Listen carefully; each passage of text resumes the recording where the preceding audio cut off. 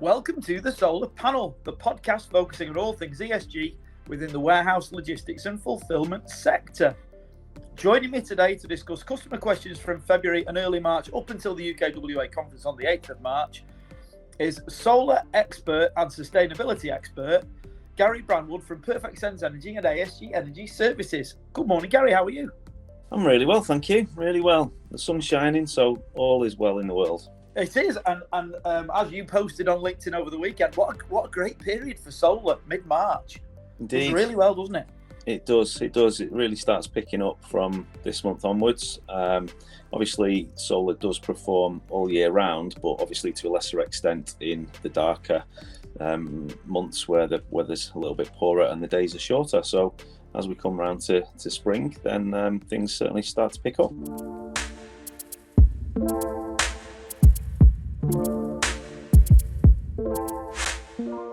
Right, Gary, let's get straight to it. Why is the limit for solar properties 4 kilowatts? It's not, is the short answer. It's actually 3.68 on domestic single-phase properties. And that's not a limit per se. That's actually a limit which is imposed by the grid so that you can install up to that much generation power without telling the grid beforehand. You just need to notify them afterwards that you've installed it. And 3.68 kilowatts is equivalent to 16 amps of power potentially feeding into the building. And that's the maximum that the grid will allow without pre-permission through an application process beforehand. When you've got a three-phase supply, then that's trebled. So you can put almost 11 kilowatts on any three-phase supply without letting the grid know beforehand. And again, that's equivalent to 16 amps per each of the three phases. If you go above that, then you do have to get permission from the grid prior to installation through a G99 process. But you can go below 11 kilowatts without even telling them and just let them know afterwards. Sounds good to me. Right, we've got some questions from a guy called Luke Cronshaw from a company called Enviro Heat down the road from us in Cheadle. The first question is actually the one I selected to win the competition for the battery pack, which he has now had. And the question is this: can the DC power generated from solar go directly into DC appliances? How does this work, and are there any regulations around it at the moment? Yeah, it's a fairly new application of solar. It can be done. It has been done successfully by a few specialist companies, especially in regard to IT solutions. So as I'm sure you know, if you've got a laptop, for example, your power lead will have a transformer on it, which changes the power from AC coming out the wall into DC power. DC power is commonly used for appliances and also for LED lighting. So it does make sense in some circumstances, especially if you have a blank canvas with regard to a new build or a refurbishment project or a new IT infrastructure setup, for example. You can have a DC microgrid is the term that's often used within a building. And again, building regulations are enforceable, but it's certainly doable, but not very common just now. What's quite interesting there, Gary, is, and I think we should probably have a look at this as a set of businesses, because within the warehouse sector, a lot of items run DC, including lighting and very often forklift truck charging. So there might be some opportunities. And the reason I think it's key is the energy saving about 15 to 20% by not converting it to three-phase and then back again? I'm not sure it's that much, but there are percentage efficiencies that can be achieved by not having that power transformed from DC to AC and then AC back to DC. But I can't quite quantify that right now. And I'd probably say the answer is it depends on the setup and it depends on what's in that circuit. The only disadvantage I would say of microgrids is that if you're generating more power than you're actually using within that microgrid, and you have batteries that are linked to it as well, once those batteries are full and demand isn't taking as much power as is being generated on the roof, then there's nowhere for that power to go. If it's an AC coupled system into the building, then it will always find somewhere to go, either with appliances or into battery storage, or if there's a fail-safe, if you're generating more on the roof than you're consuming in the building, and the battery storage that you've got is also full, then it will find its way back to the grid. And there is a monetary value to exporting power back to the grid, and it's quite a good export rate at the moment. So that's the only disadvantage of a microgrid. Once you saturate it, it doesn't have, that power that continues to be generated on the roof won't have anywhere to go. If it's building linked and grid linked, then it will always have somewhere to go. It will feed back to the grid for other people to use, making the grid greener and allowing you to monetize that and get an extra income revenue stream continuously from that spare power. Good stuff. So the question is, will there be a limit on the amount of solar installations in an area due to DNO restrictions? I think yes is the short answer for certain postcodes and certain areas of the country where there is a large amount of solar and wind turbine generation already. Some areas are in need of upgrade. So over the years, those interconnectors and substations will get upgraded by the grid to cope with more renewable generation and also cope with more demand from the electrification of vehicles and the electrification of heat for buildings. So that things shouldn't get any worse than they are now, I would hope. But I would say that there's only around 10% of the country that has any kind of strain. Most commonly, in most areas of the country, the DNO, district network operators that operate around the UK, will allow you to install renewable generation onto roofs, for example, as solar PV, but then they may well specify that they would like you to limit the potential export back to the grid at a certain level so that their substation infrastructure isn't adversely affected. So as an example, and a typical policy at the moment for a couple of the local DNOs are that they will allow you to put whatever you want on the roof, but they will want you to limit the export back to the grid at 199 or 200 kilowatts maximum at any one time.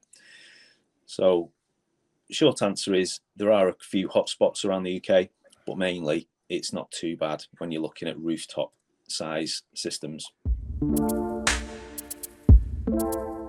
Can specific solar PV installations on properties be used to decrease the main electrical infrastructure needed on a new build site? A tricky question. It's a good question. And I would say the answer is in certain circumstances, yes. So we do have some clients where they are assessing whether a new build site is going to be right for them with regard to the KVA allowance on how much they're going to be able to pull from the grid in that particular location. And we do have customers as well that have a limit on what they can pull from the grid, but they do use solar to compensate and to boost that limit. So for example, one of our premier customers is one in Rochdale. They're a joinery door manufacturer, and they have a 200 kVA supply from the grid. But before we had solar, they would regularly breach that and get into a bit of bother by popping fuses from the DNO, and also occasionally going over their allowance. So they now have 250 kilowatts of solar on the roof, and they regularly now, when it's daylight, they regularly pull kind of 300 kilowatts by their machinery, and it's not a problem because even though they're breaching that 200 kilowatt load that they're allowed from the grid, most of it, or a good proportion of it, is coming from solar. So it can be used as a top up, I would say, but obviously it doesn't operate like that at night, and it's obviously solar has a lesser effect in the winter, in the darker months. So it's not a permanent fixture, but it can certainly be used as a top up to give more headroom. I think it's interesting also when a client adds a bit more automation in and maybe gets a bit near that peak. I think then you can have a look at solar and maybe a battery and things like that to try and facilitate more automation or more demand in your building, as we've seen up in Rochdale. Yeah, absolutely. You can do that. Right, question from Peter Feeney. Hi, Peter.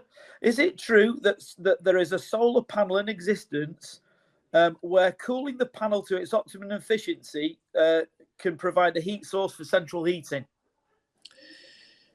It's a good question again, and the answer is yes. It does exist and has existed for many, many years, sometimes referred to as PVT, standing for photovoltaic thermal panel.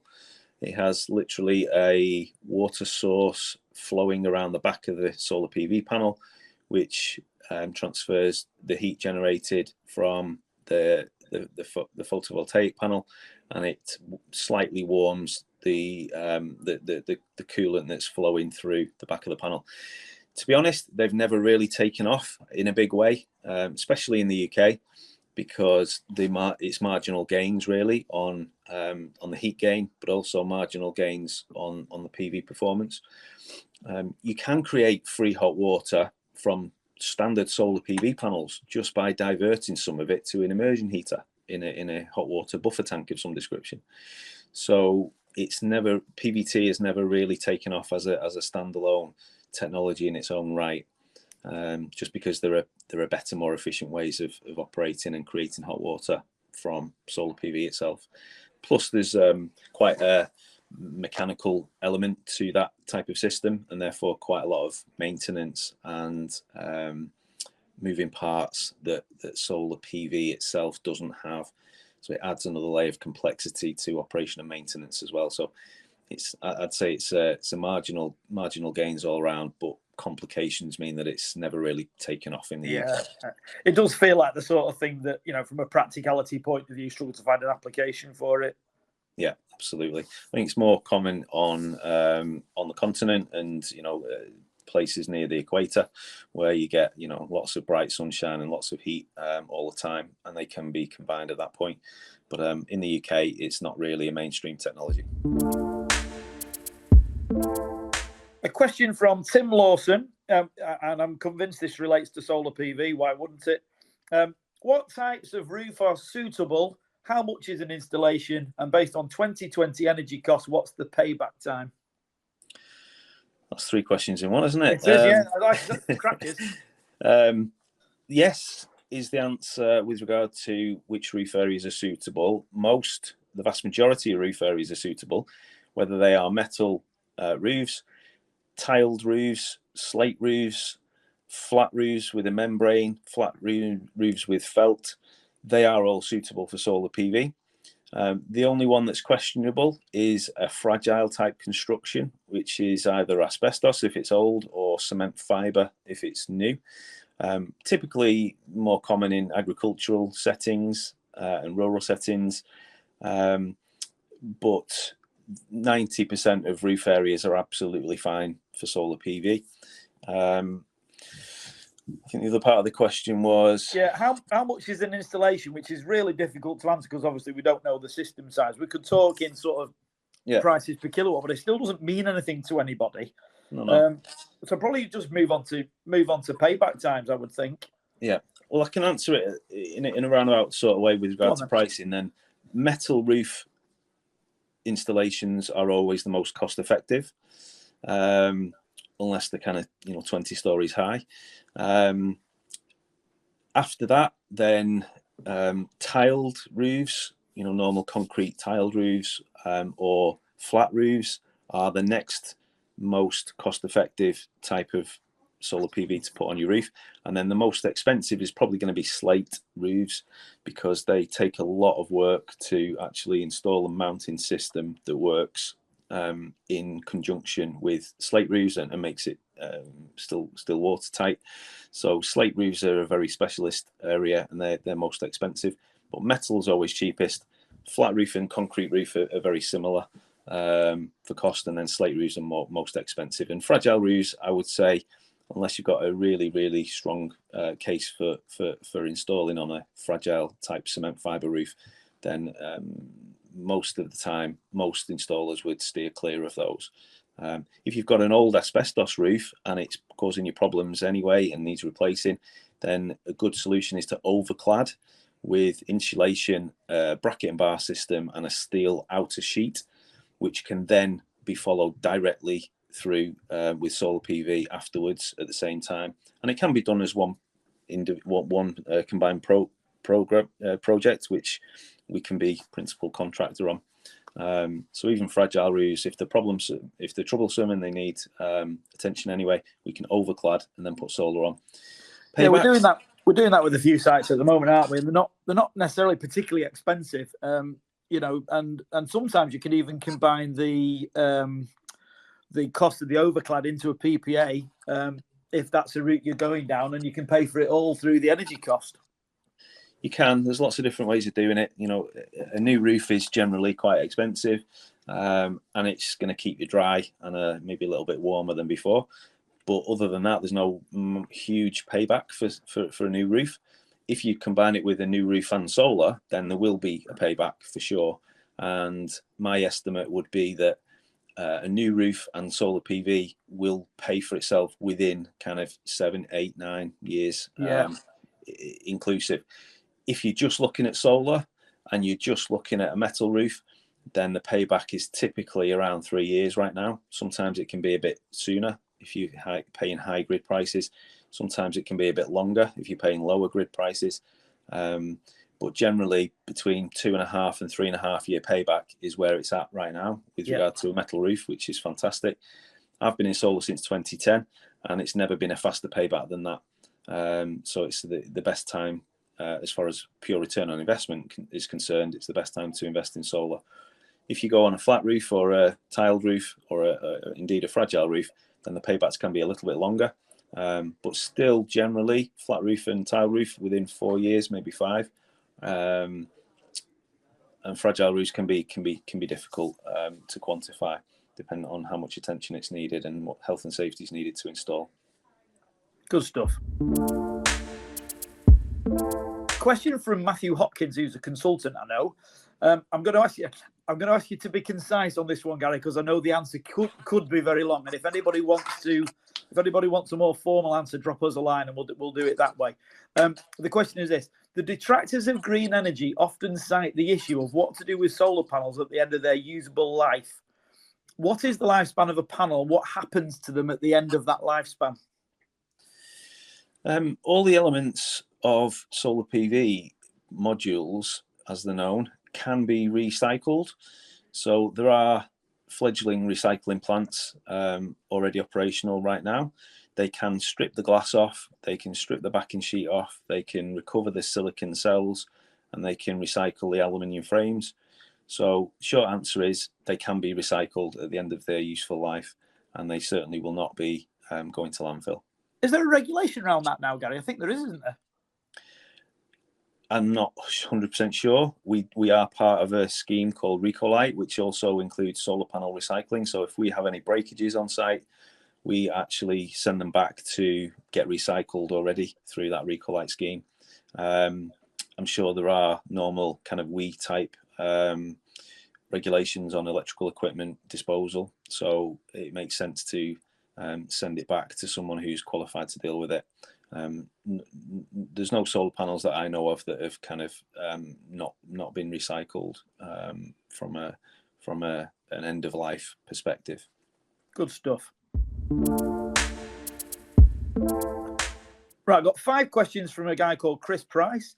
If I have solar panels on my roof, how much efficiency will I lose if they get dirty?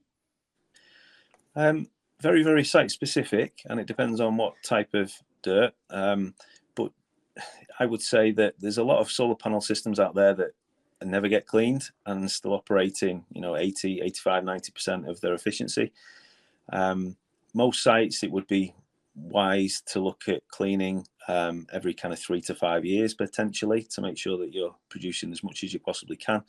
But it's so site specific, it's very difficult to say. We have a drone survey service that we offer as part of our operation and maintenance package, and we look at the condition of the panels quite closely before we decide and recommend how often cleaning is required on sites.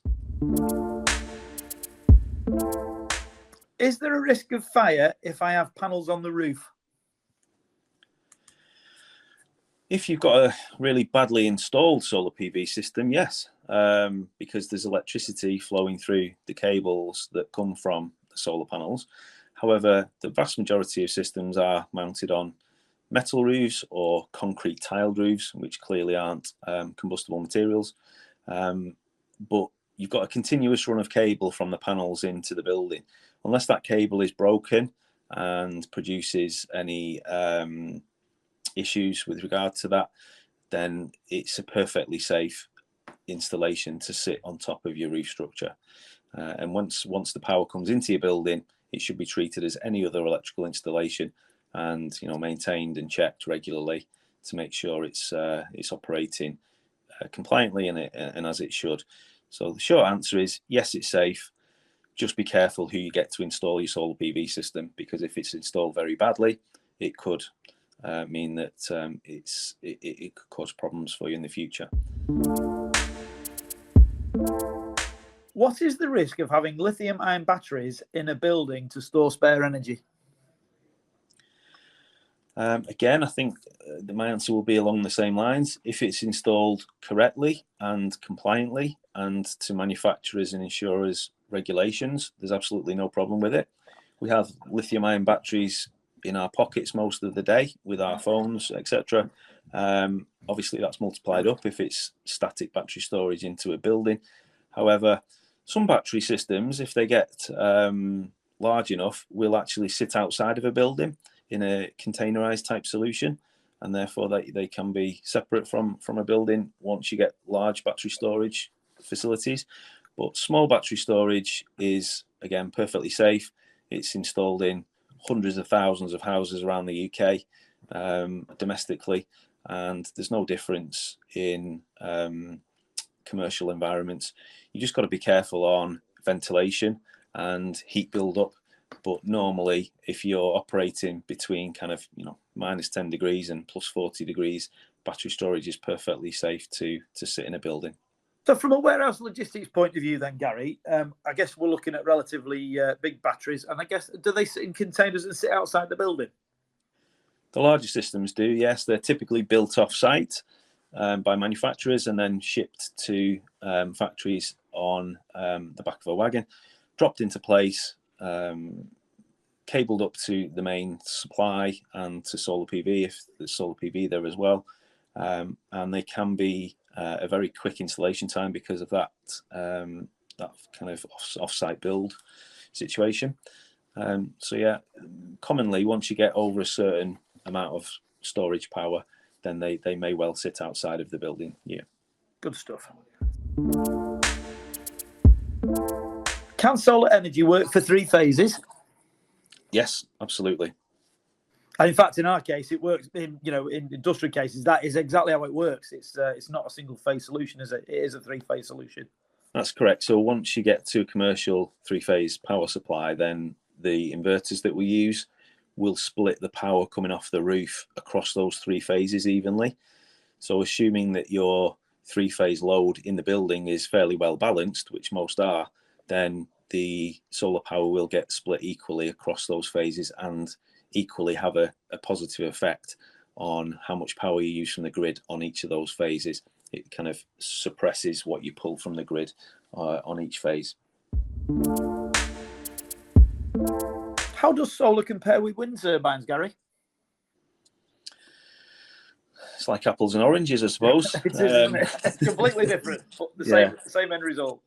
Yeah, absolutely. They are complementary, is a short answer. So you don't have to necessarily choose one or the other. There are very different planning situations. So you need a planning permission for any turbine, even if it's a small building mounted turbine. Solar PV is a permitted development when it's in line with the current roof structure and when certain conditions are met. Up to 1 megawatt of power on the roof, that's 1,000 kilowatts, which is equivalent to about 3,500 solar PV panels you can put on your roof without planning permission. whereas turbines is the opposite. Obviously, turbines are potentially operational 24 hours a day, whereas solar is during daylight hours. So they're the other differences. But they can complement each other because obviously it's generally a bit windier in winter compared to summer, and solar produces more power in summer than winter. So they can sit very nicely together in certain circumstances. And I think we're going to see some more sort of grid balancing ideas, aren't we, coming from the DNOs and the national grid to try and sort of capitalise on what you've just said. Offshore wind and the wind turbines on mountains produce a lot in the winter, but not necessarily as much in the summer. Solar does it the other way around, and I think there'll be some grid balancing incentives coming down the line to try and help manage that and balance that out for the greater good. Yeah, absolutely. And when you add battery storage in there into that mix to cope with the intermittency of both technologies, then it becomes a much more complete jigsaw puzzle with regard to renewables. There's also recently been a very large hydro dam project announced in Scotland, which is going to use spare wind and solar capacity in certain circumstances to pump water uphill to a reservoir and then release it down through hydro turbines when it's needed to boost the grid. That's a technology, again, that's been around decades and decades, but hasn't been used on a large scale throughout the UK because it's quite site specific. But intermittency of renewables is always the question. But once you add in things like battery storage and other forms of storage like hydro, where you can actually use excess power when it's not needed and then feed it back into the grid when it is needed, are all going to be part of the mix going forward. Got a few questions down from Chris Draper. When will it be economical to store energy made in the day at night rather than put it back in the grid? It depends on the site, but I would say the battery storage is absolutely viable now on a domestic level, on a single phase level, for example, or a small scale commercial level. We've got battery storage both in the office here and I've got it at home, and it works perfectly well. Where you've got spare power in the day, it stores it up, uses it at night, and displaces more power from the grid than normally would be the case. On a grid scale, again, it's very viable right now, and there's a lot of deployment of batteries next to solar farms and wind farms to allow for that intermittency of power and soaking up the excess generation when it's not needed. In the middle point, in the kind of commercial world, I think it's about a year or 18 months off before it's going to become a mainstream technology, which is widely deployed. It's a little bit early adopter stage right now, but as production ramps up and as demand increases, then the affordability will improve, and therefore the business case will also improve. Are there any examples, Gary, where anything sort of a bit specific or a bit unusual where you would sort of say it is sort of viable now? So, things like, if you've got a production facility that has spikes in energy or anything like that. Yeah, absolutely. So things like hospitals, for example, or data centers, where you can easily quantify the cost or the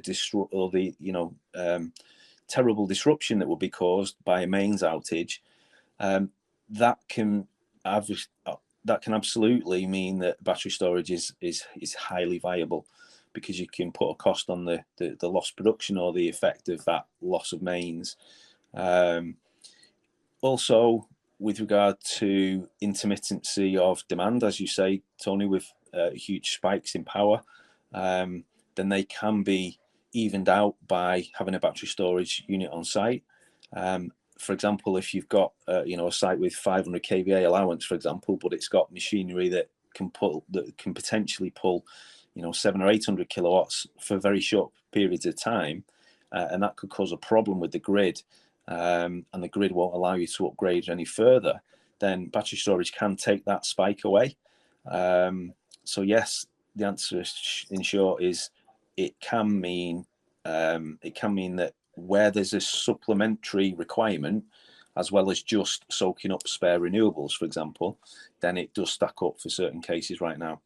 The other thing that I would add to that is that I believe the grid is working towards everyone having smart meters, and there being several different tariffs of power being charged throughout a 24-hour period. So instead of just a day and night rate, which some people have, or some people are on a standard tariff, there will be, I believe, several different rates varying hugely from the cheapest to the most expensive in that 24-hour period.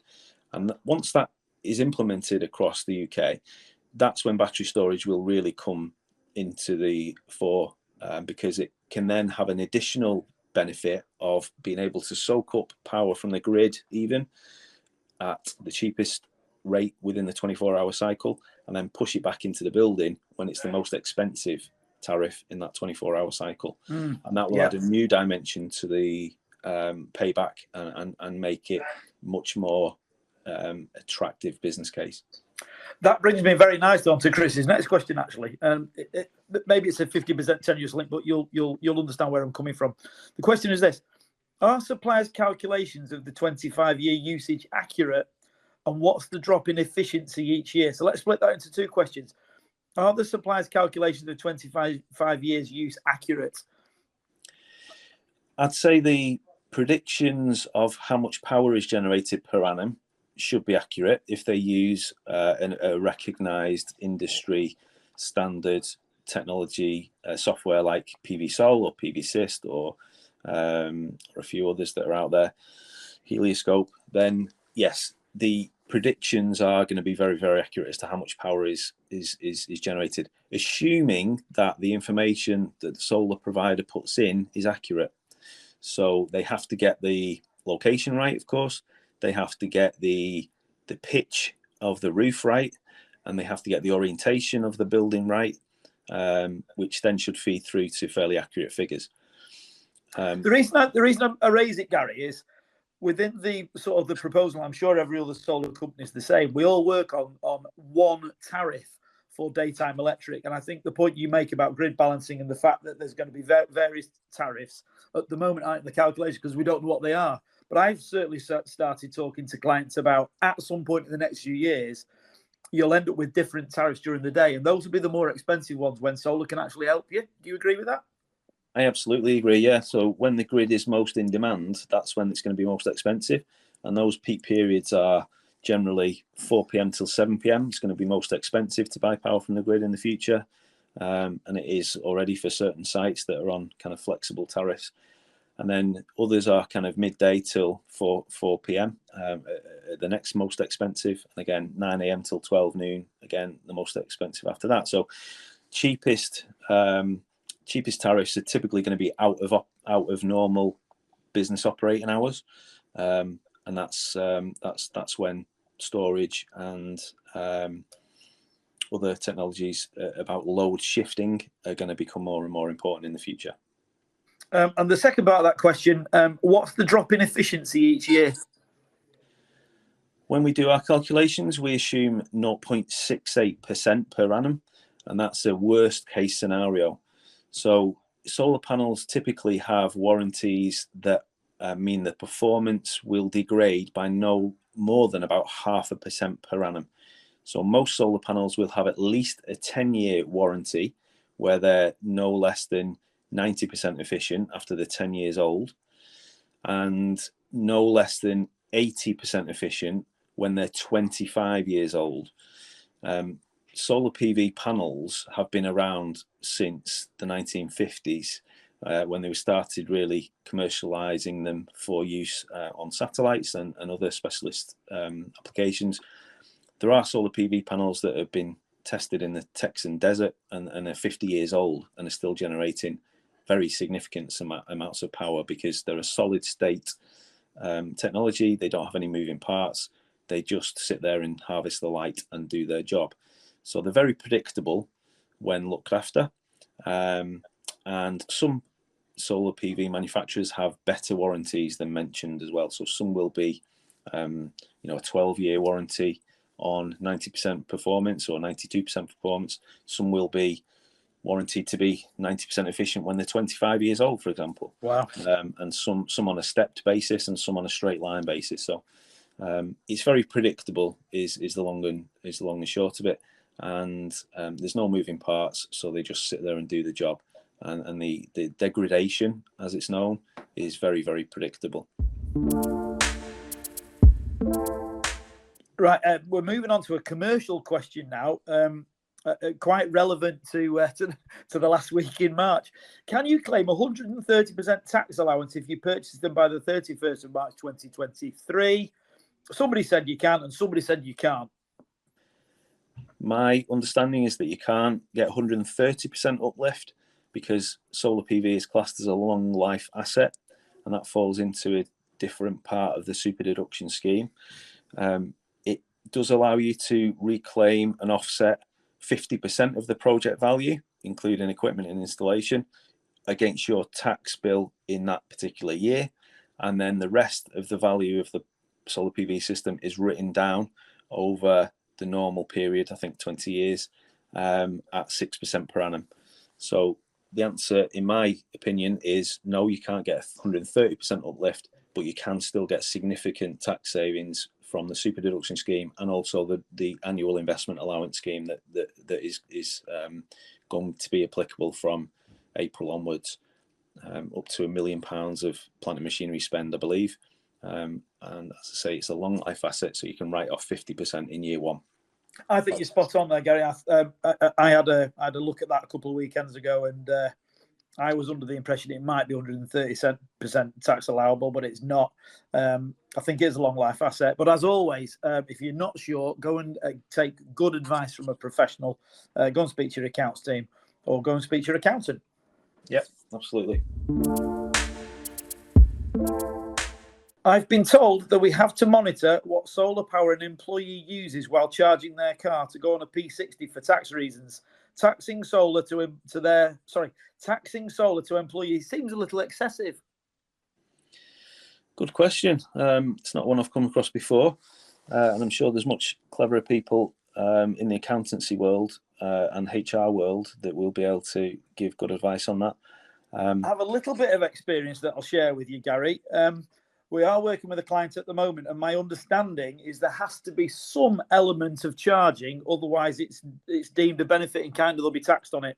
So unfortunately, I think they're actually true. I do think they've got to monitor power into cars, otherwise it becomes a problem for the client as well as the member of staff, or the company as well as a member of staff. So again, I think take good advice on it.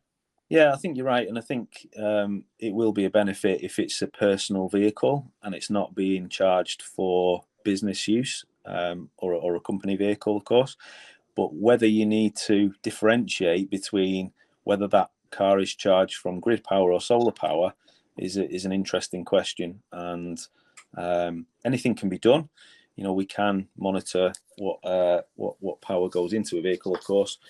How we measure how much of that power is grid versus solar, or a combination of the two, is a tricky one, and I'm not sure that HMRC will be able to give a clear answer on that. I've got a question from Thomas McMillan, who does admit he's playing devil's advocate here, Gary, so be prepared. Solar panels can't be recycled, and as I buy green energy from the grid, is there any point in installing them? With all due respect, I'd say that's wrong. Yep. They can be recycled, and yes, you can buy renewable energy from the grid that's generated by somebody else, with a solar farm or a wind farm or a hydro plant or a tidal offshore generator. But why would you buy it if you can get it for free? And at a significantly reduced rate over a 25-year payback. So yeah, I'm with you. And I think there's some softer things, isn't there, around, your employees see them as a good thing that you're doing your bit, etc.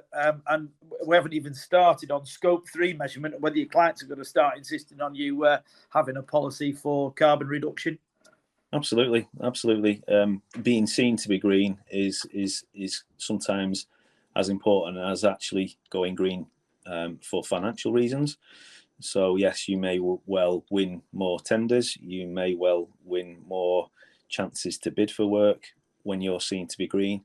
You don't really get that if you're just buying a green energy tariff from the grid, because it's a much less visible measure. Although it's a good thing, I would encourage everybody to buy green energy from the grid, because if you insist on that from your supplier, then it means that there will be more renewables needed to be deployed around the UK to satisfy that demand.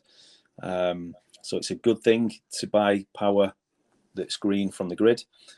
Even if you put solar on your roof yourself, you're still going to buy some from the grid at night, unless you become totally self-sufficient, which would be very, very rare. So yeah, it's not one or the other. I would say buy green from the grid and put solar on as well, because it provides free power rather than a purchased tariff, which is very similar to grid prices anyway. Here's a good question. What's a typical timeline in weeks for a solar system installation? Be as general as you like, Gary. Okay, so the installation is clearly only one part of the process of having solar panels deployed on your building. The installation, I would say a very rough estimate would be that most experienced commercial solar teams can install around about 100 kilowatts of solar per week.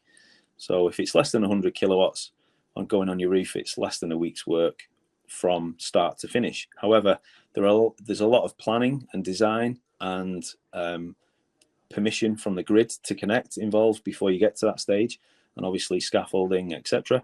So you need to allow around about 3 months for the feasibility stage if you're installing a decent amount of solar, because you'll need that long to get the grid to come back to us with permission to connect in parallel with their grid supply.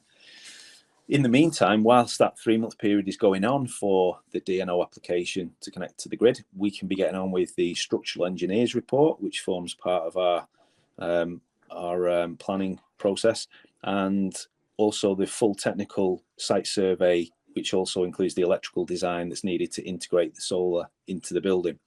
So all of that can be done in parallel. And then once 3 months are up, you'll generally get an answer back from the grid to say, yes, you can install, no problem. Just let us know when you're ready to switch it on.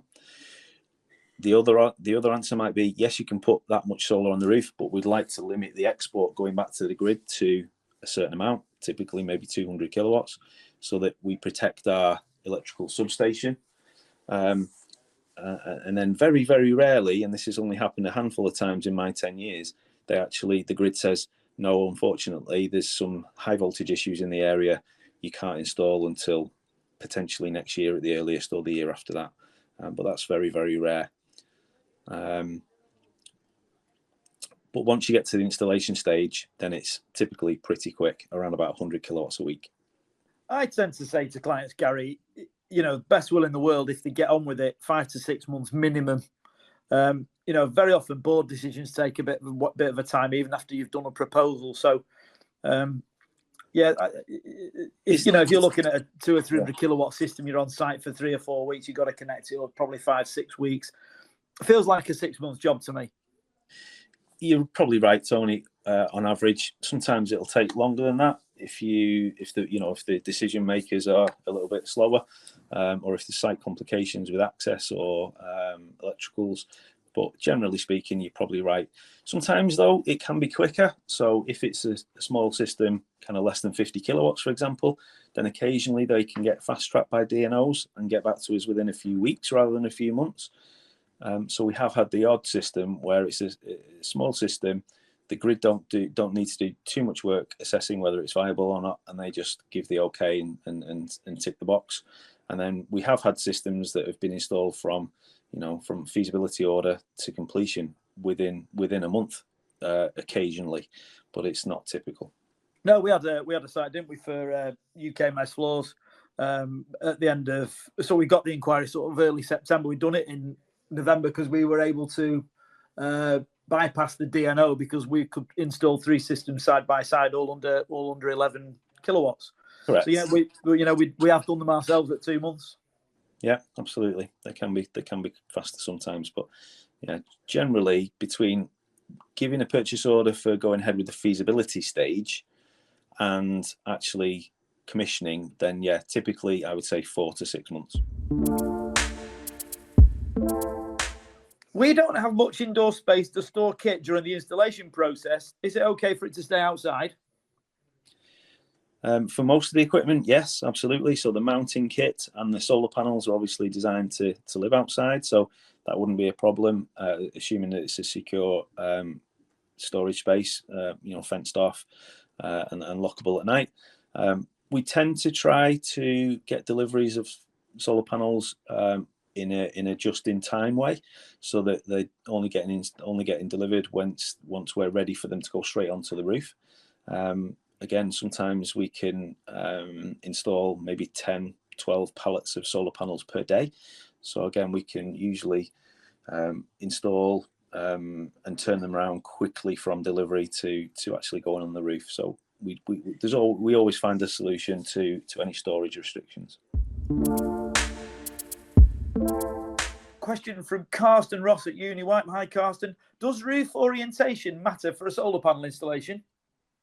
Yes, it does to a certain degree, and equally important is the pitch of the roof as well as the orientation. So which way it faces on the compass does have a significant effect, but that effect increases as the pitch of the roof increases. So if you've got a 35-degree pitch roof that's facing south, that will provide probably 30 or 40% more power than the same elevation pointing north. East and west is an interesting combination as well, because the sun obviously passes over from the east to the west every day, different heights in the sky. If it's east-west and it's a low pitch, like many commercial buildings, like 8 to 10 degree pitch, then they're absolutely viable to use both sides. And the difference between south-facing 10-degree pitch and east and west 10-degree pitch is very, very minimal. So generally, on most buildings, yes, the pitch and the orientation are important, but most of the time, a lot of the roof elevations are viable.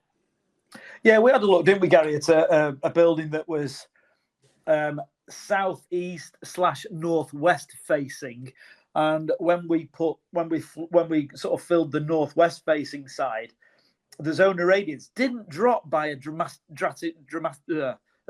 amount, did it? It was no. It still was, very viable thing to do.